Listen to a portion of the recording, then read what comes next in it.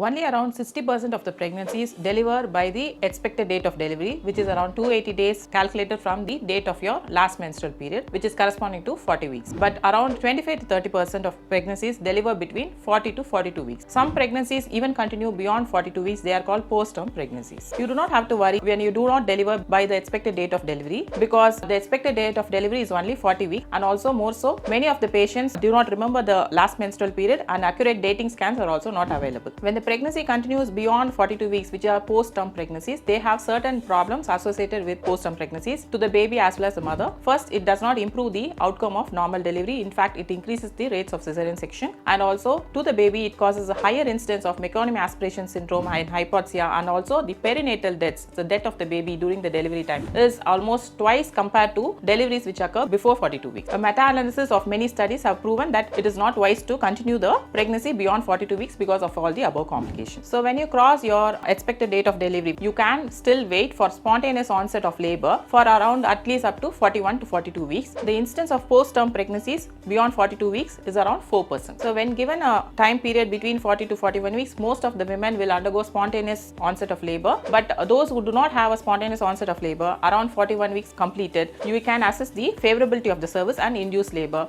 and this will lead to better outcomes, the fetus as well as the mother. But during this waiting period, up to 41 to 42 weeks, you have to monitor the fetal heart rate by a series of tests called antepartum surveillance tests, which is to be done at least twice weekly, which includes cardiotocograph, which is a graph of the fetal heart rate, and also ultrasound to assess the Likert volume, which is called amniotic fluid index, and also assess the biophysical profile by ultrasound, which includes the assessment of the breathing movements and the tone of the baby, which all indicates the fetal well-being.